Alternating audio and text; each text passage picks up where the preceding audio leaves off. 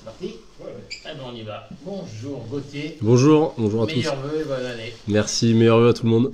Bon Gauthier, première chose, te concernant, tu as traîné des petits problèmes de mollet à l'automne et encore, comment tu vas?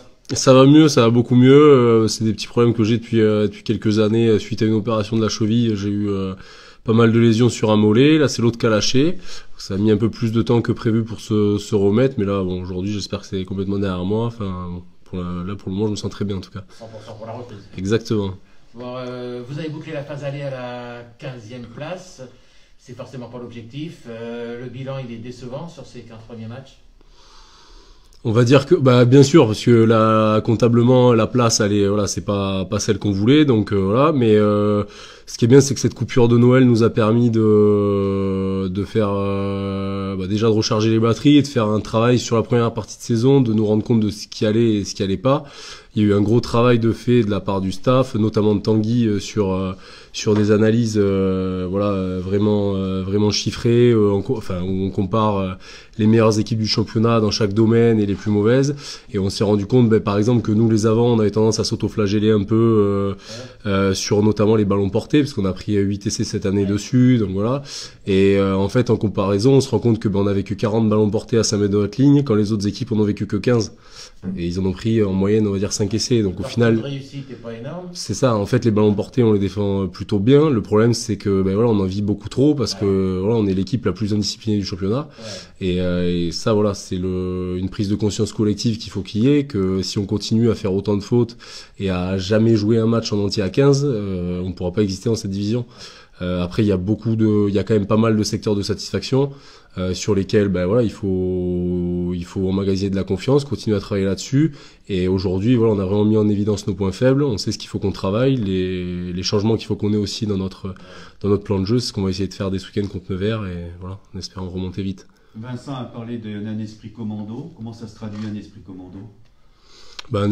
C'est déjà se fixer les bons objectifs, que ce soit en termes de points, mais aussi et surtout en termes de contenu. Donc on va peut-être essayer de réduire un peu la voilure, de faire des choses plus simples mais plus propres et très très déterminées en s'engageant au maximum. Tu disais qu'il fallait gommer les points négatifs, donc effectivement cette indiscipline qui vous coûte beaucoup de possession et vous oblige à défendre, souvent près de votre ligne, et les aspects positifs que vous avez retenus? Les aspects positifs, déjà on a plutôt une conquête correcte, on a une bonne mêlée cette année. On a nos ballons en touche, alors après on les exploite pas forcément toujours bien, donc ça c'est un secteur aussi qu'il faut qu'on travaille. Après voilà, il y a notre défense est correcte en fait quand on arrive à défendre 3-4 temps de jeu, et souvent on se fait franchir, ça c'est le sentiment qu'on avait à chaud à la fin des matchs, mais c'est ce qui s'est traduit sur les bilans aussi, c'est qu'on prend des essais un peu casquette, vite, sur des erreurs de placement, c'est ça. Et c'est un peu rageant parce qu'après, quand on arrive à être en place, on a vu qu'on arrivait à bien défendre, même contre des très bonnes équipes. Contre Yonax, on a fait des séquences de défense de plus de 2 minutes où on n'a pas reculé, pas pris de points. Donc voilà, faut qu'on arrive à faire ça sur tous les matchs. Ouais, ce qui est positif également, vous pouvez peut-être avoir une crainte en tant que promu, c'est que sur les impacts physiques, il n'y a aucun souci, quoi. Ah oui, non, ça c'est sûr que là-dessus, il y a pas de sujet. On est prêt physiquement, on n'est pas moins costaud que les autres. Le complexe d'infériorité sur ce plan-là, on l'a pas. On a même des joueurs qui sont plutôt dominants comme Yanserou, comme Yacine Jarmouni. On a des mecs qui avancent, donc il y a pas de problème de ce côté-là. Il y a un autre petit point noir, pardon, peut-être, je regardais tout à l'heure les stats. Vous marquez 21 essais sur 15 matchs, vous êtes la deuxième plus mauvaise attaque en termes de stats au nombre d'essais. C'est insuffisant? Ah oui, c'est insuffisant, il faut qu'on marque plus, il faut qu'on pousse plus les autres équipes à la faute. Le problème, c'est que souvent en attaque, on essaie de tenir le ballon, mais on est peut-être un peu stérile et pas assez tueur. Quand on voit ce que les autres équipes nous proposent, des fois c'est pas toujours du très beau rugby, mais ils arrivent à être ultra réalistes, ils viennent dans notre camp, ils repartent avec des points. Et nous, des fois, on joue, on se fatigue un peu, puis on se met à la faute et on se retrouve à défendre notre ligne. Et, voilà, donc c'est un sentiment qui est c'est ça exactement, parce on rivalise, mais il y a pas mal de matchs qu'on a perdus où on avait l'impression d'être dedans, donc non, ça c'est des choses qu'il faut qu'on gomme et qu'on adapte, mais je pense qu'on est en train de le faire et de travailler pour, en tout cas. 15 jours de vacances comme ça, Est-ce qu'on est obligé de remettre le métier tout de suite, repartir avec le travail? Parce qu'on oublie des choses, on a des réflexes qui sont moindres, on a des attitudes qui sont moindres. On perd des choses pendant quelque chose? Non, déjà on avait un programme, donc on a tous travaillé physiquement plutôt, enfin sérieusement. Je pense que les prépas physiques étaient contents de la reprise. Et Baptiste Gué t'a aidé? Et Baptiste Gué m'a beaucoup aidé. Ouais, j'ai eu un très bon assistant coach. Et non, et après voilà, c'est sûr qu'au début sur la manipulation de balle, il peut y avoir quelques petites fautes de main, mais non, ça revient vite quand même. Ça va. Vous recevez Nevers vendredi. Gauthier, tu as passé 4 saisons là-bas. Elle a changé cette équipe depuis que tu es parti en 2020, beaucoup? Oui, mais il y a beaucoup de joueurs qui n'y sont plus, mais ils ont quand même des joueurs qui sont là-bas depuis 7-8 ans, donc avec qui j'ai joué un moment. Le staff est toujours le même. Non, après on sait à quoi s'attendre. Hein. C'est une très bonne équipe de Pro D2, voilà, qui est pas à sa place dans le championnat, qui a une très bonne conquête. C'est l'équipe du championnat qui tient le plus le ballon, donc voilà, on sait que vu qu'on est l'équipe qui fait le plus de fautes, ils vont certainement essayer de tenir le ballon contre nous. Donc à nous d'être patients, de pas se mettre à la faute et voilà, d'adapter notre. Elle a changé beaucoup de choses quand même en 2 ans sur sa façon de jouer, ou franchement tu retrouves beaucoup de points communs? Non, il y a beaucoup de similitudes quand même. C'est après chaque entraîneur a un peu sa patte et voilà, devant je retrouve ce qu'on travaillait quand j'y étais. Et, Un début de saison qui a été difficile quand même pour Nevers. On a cru qu'il allait y avoir à un moment une crise interne. Elle n'a pas eu lieu, mais c'était quand même un début de saison qui n'était pas au niveau de ce que le club espérait. Avec les contacts que tu avais, tu en as entendu parler un petit peu, non? Non, enfin après quand j'ai des joueurs de là-bas, on parle d'autre chose, mais après malheureusement c'est le lot de tous les clubs de connaître des moments difficiles. On voit même en top 14 des clubs qui jouent les phases finales et l'année d'après qui sont presque à jouer le maintien. Voilà, les championnats de rugby, c'est pas un long fleuve tranquille, donc voilà, mais en tout cas ce qui était sûr c'est qu'ils allaient continuer à travailler et je pense qu'ils sont en train de remonter la pente. Ils viennent de mettre 40 points à Agen qui est une des meilleures équipes du championnat, donc voilà, c'est sûr qu'ils vont arriver regonfler à bloc et à nous de pas nous tromper, quoi. Le président nous a annoncé une soirée de fête avec entre autres à la fin un feu d'artifice. Une belle victoire avec un feu d'artifice, c'est bien. Une défaite à la maison avec un feu d'artifice, ça fait un peu très triste, non? J'étais pas au courant du feu d'artifice, mais on avait. Je viens de le payer à l'instant, c'est moi qui suis passé. On nous l'avait annoncé aussi l'an dernier contre Nice quand on avait perdu les trois premiers matchs. Ça nous avait fait un peu peur aussi, ce feu d'artifice. Et bon, on avait réussi à gagner le match et ça avait été une très belle fête. Donc j'espère que ce sera le cas aussi. Ouais. Là, sur les 2 mois qui viennent, Gauthier, janvier, février, vous allez jouer sur les 7 prochaines journées, les 6 équipes qui sont entre la 10e et la 16e place avec vous, quoi. Il va être déterminant cette série de 7 matchs. Ah oui, bien sûr, on sait que c'est primordial. Ces 7 matchs qui arrivent, ils vont être très très importants. Comme tu dis, on rencontre tous nos concurrents directs. Là, on savait qu'on avait la fin d'année 2022 allait être compliquée parce qu'on avait en 7 matchs, on avait 5 déplacements et les 2 réceptions c'était à Agen et Oyonnax. Donc on savait comptablement ce serait peut-être un peu difficile, mais que voilà, sur cette première partie de 2023, voilà, il allait à tout prix falloir engranger des points. Donc bien sûr, ça va être une période clé dans la saison, c'est sûr. Eh ben, merci Gauthier. Merci beaucoup, avec plaisir. Et bon match merci. Vendredi. Rendez-vous au feu d'artifice. Ah, c'est comme au théâtre ce soir, il y en a un qui rentre, il y en a un qui sort. Extraordinaire. Coordonnées. Bonjour messieurs et meilleurs vœux. Eh ben de même. Hein. On vous a laissé à Montauban sur une défaite terriblement frustrante à la 77e minute. Ça a trotté dans les têtes pendant les vacances ou ça a été évacué? Non, ça trotte dans les têtes. C'est des scénarios qui sont souvent... d'abord ils sont durs et puis ils sont répétés parce qu'on vit un scénario un peu similaire contre Grenoble sur ce bloc. Sachant quand même que on est la seule équipe de Pro D2 pour une raison que j'ignore qui fait 2 déplacements, la réception du leader de déplacement. Donc quand les dates ont été posées, on savait qu'Oyonnax serait probablement pas parmi les promus. Donc en termes de confiance, voilà, on sait que les dynamiques s'enclenchent avec les victoires. Heureusement qu'il y a eu ce succès à Massy, mais encore une fois, on est allé le chercher dans cette dernière minute du match. Donc non, ça trotte et ça frustre. Après, c'est pas illogique de pas tenir sur la durée, tant la discipline actuellement nous coûte cher. On joue en infériorité, l'énergie qui est dépensée pendant ces infériorités coûte à ceux qui restent sur le terrain.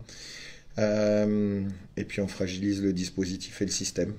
C'est récurrent cette année. Donc, Vincent disait hier soir que justement vous avez un arbitre qui est performant pendant 65 minutes et puis qui s'oublie pendant 15 minutes et qui fait bis repetita sur 2 matchs. Et quelque chose que quand on est sur le bord de touche, on ne vit pas très bien parce qu'il fait à peu près les mêmes fautes que sur les 2 matchs qu'il arbitre. Ouais. Quel arbitre? Parce que moi j'ai vu. Il n'y a pas de nom, je n'ai pas le droit de dire de nom. Non, mais je crois qu'on manque de maîtrise dans le projet au-delà de tout arbitrage. Ouais. On est d'accord. Il y a 4 rouges, 18 jaunes sur la première moitié de saison. Voilà. C'est pas l'arbitre. Ah, on est d'accord que. On dit une fois souvent c'est du hasard, 2 fois c'est une coïncidence, 3 fois c'est un modèle théorique, alors 19 fois. Je crois qu'on a validé le modèle. Voilà. À nous d'en sortir parce que il nous permet à pas nous de nous maintenir celui-là. Ouais, et le problème justement souvent, on l'a vu notamment à Biarritz, notamment à Montauban, c'est que cette indiscipline elle vous ramène à jouer des pénales touches en défense sur lesquels vous encaissez des essais. Gauthier nous disait tout à l'heure sur le nombre de ballons, enfin de pénales touches jouées en défense, finalement on ne prend pas tant d'essais que ça, quoi. Oh, mais ça a été l'occasion de faire un bilan de cette intersaison. C'est un peu une question récurrente de la raison pourquoi on défend en 2-1, là où pendant le match de Montauban, dans ce qu'on appelle la zone neutre ou les zones 40-40, on a réussi à récupérer des possessions et à les contrer. Non, mais en fait, on défend 103 touches entre nos 30 mètres et l'en-but. Contre 74, j'ai fait des données comparatives pour Grenoble et un peu moins pour Massy. Massy défend 16 pénales touches à 5 mètres quand on en défend 41. Peut-être aussi que j'ai envie de passer ce message-là. Je crois qu'il ne faut pas non plus se leurrer. Peut-être qu'une saison se jouera sur un môle porté offensif et défensif. Mais c'est un secteur finalement, si on regarde Mont-de-Marsan, pour prendre l'exemple d'une équipe de haut de tableau, alors je peux me tromper sur les chiffres parce que ça a été des heures de visionnage, mais ils ont encaissé 11 môles portés, ils en ont marqué 1. Ils sont 2e du championnat. Donc je crois aussi qu'il faut parfois casser les mythes pour aussi réussir à avancer, trouver les raisons. Ouais, et puis, mais non, mais parce qu'on peut parler de certains secteurs pour en oublier d'autres. Mais j'ai entendu Gauthier parler du secteur de la défense ou toi de notre manque d'efficacité offensive. À Chanzy, on n'a pas pris un ballon porté. On n'a jamais encaissé un ballon porté à Chanzy, donc ça c'est une bonne chose. Et puis écoutez, ça sera un pari pour les autres équipes de venir le chercher et de nous de prévenir qu'on a envie de garder cet embut vierge en tous les cas sur ce secteur. Et puis après, ça représente, il y a eu 83 essais sur ballon porté, ça représente 17% des essais du championnat. Non, tout ça, ça reste à relativiser. Je crois que... Mais vous, pardon, justement, parce que c'est peut-être intéressant au niveau de la stat, vous en prenez 8, c'est ça? Ouais. Ballon porté, ouais. La moyenne, c'est 6. Entre 5 quelque chose. On ne prend jamais un demi-essai, donc voilà, mais... vous êtes sur ces 17%, vous êtes sur plus? Vous? Si c'est 17%, c'est la moyenne sur le championnat. De marquer, donc forcément d'encaisser. Mais nous, en fait, on en a marqué 3. On en a encaissé 8. Donc on est sur un rapport qui est plutôt défavorable. Mais j'ai envie de relativiser toujours la statistique parce que on en prend 2 contre Colomiers où il y a eu un gros turnover au niveau de l'effectif. Et on en prend 2 contre Biarritz, qui est une équipe qui marque essentiellement aussi sur ce secteur, bien qu'elle soit capable aussi de marquer sur d'autres.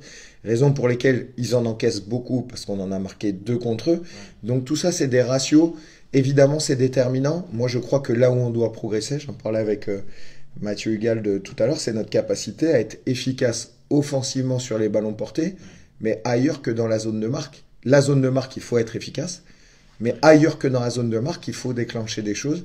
Et c'est peut-être là, justement, la vraie cause de certains problèmes, c'est notre alternance dans les zones et peut-être déclencher plus de choses loin de la ligne adverse pour aller chercher des avantages. Voilà. Donc c'est cette alternance qu'il faut aller chercher.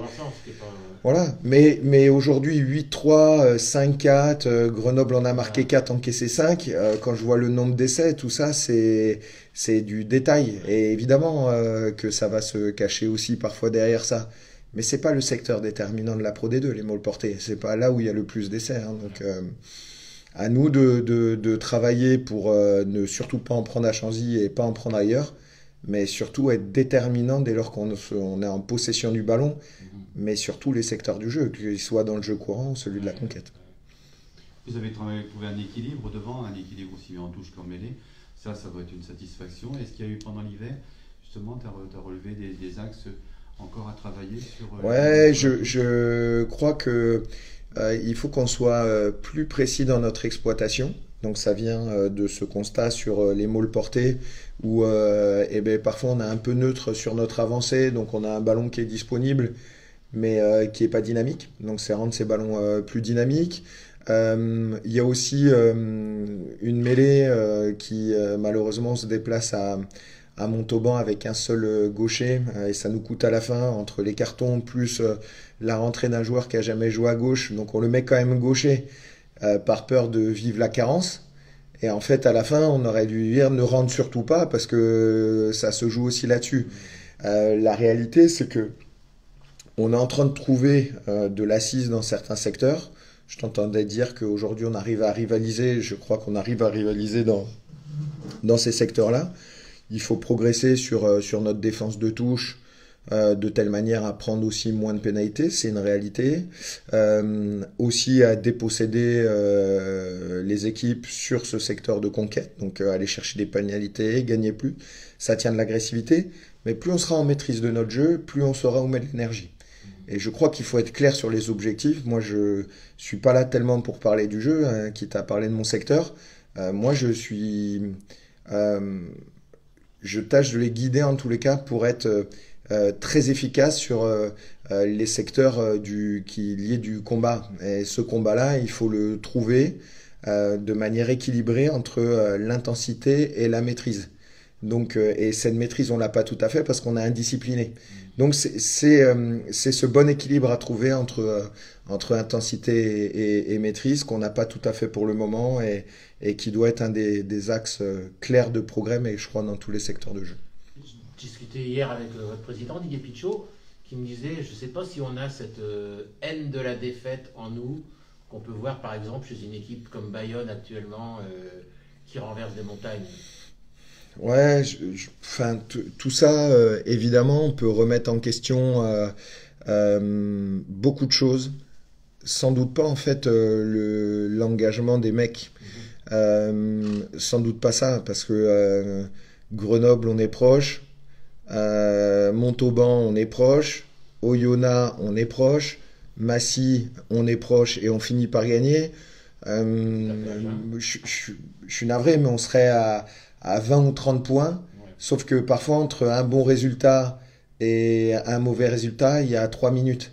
Et c'est sur ces 3 minutes qu'il faut travailler, et c'est la raison pour laquelle ça nous échappe, et qu'est-ce qu'on peut mettre en place avant pour éviter ça. Voilà, la haine de la défaite, ils l'ont les mecs, hein. Ça je doute pas ni de leur tempérament, ni de leur envie de s'en sortir. Beaucoup d'équipes aujourd'hui font venir un arbitre pour donner des conseils sur le jeu, sur les fautes, etc.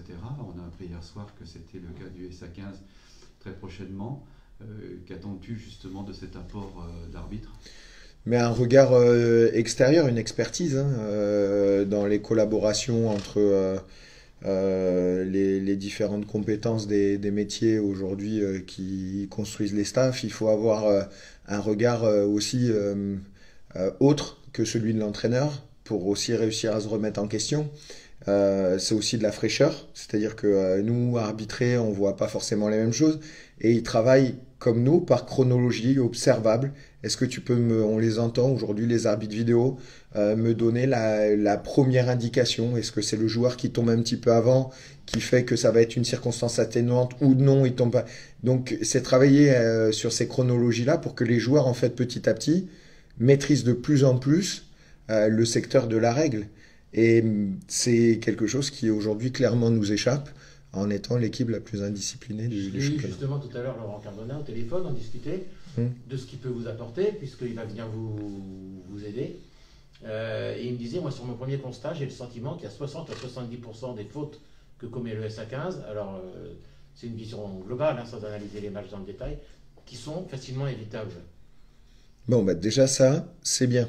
Ça veut dire qu'il va arriver, il va pouvoir nous aider sur des choses simples. Et on a besoin probablement de simplifier les choses, d'être plus pragmatique et d'avoir cette expertise-là.